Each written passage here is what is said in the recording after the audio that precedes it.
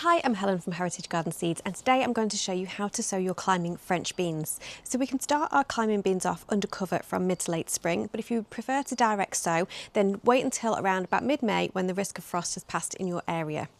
So I'm going to start my beans off in these modules. Ideally, I would prefer them to be a little bit deeper, but this is what I have, so we're going to work with it.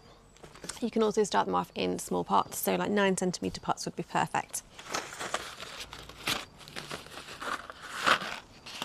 So your beans are a nice easy size to handle, and I don't know if you can see there is a little eye just on the bottom of the bean, and so ideally you want to plant that with the eye facing down into the soil. And all we're going to do is sow one bean per cell, and you want to push it down so it's a couple of centimetres deep.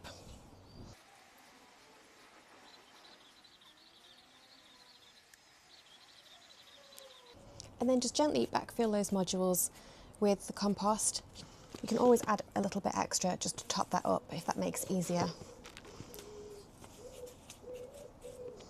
And then pop your little plant label in and then give those a nice little water.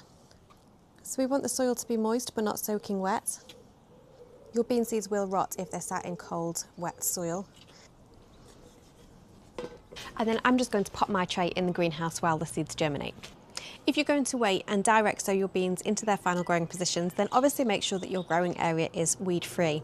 You want to make some planting holes about 20 centimetres apart and then sow your bean seeds in each of those holes. Again, a couple of centimetres deep, sort of 3 to 5 centimetres with the eye facing down in the soil. For direct sowing, we would recommend that you sow a couple of beans per planting hole and then remove the weakest seedling once they have germinated, and obviously keep that area well watered.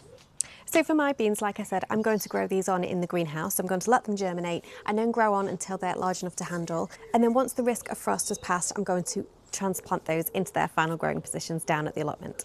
And again, once I do that, I'll be planting them about 20 centimetres apart. For climbing beans, you will need to provide supports for the plants to grow up. They'll need to be quite tall, and we would recommend that you pop those supports in place before you plant those beans. And then all that's left to do is to keep those plants well watered and keep the growing area weed free as they grow.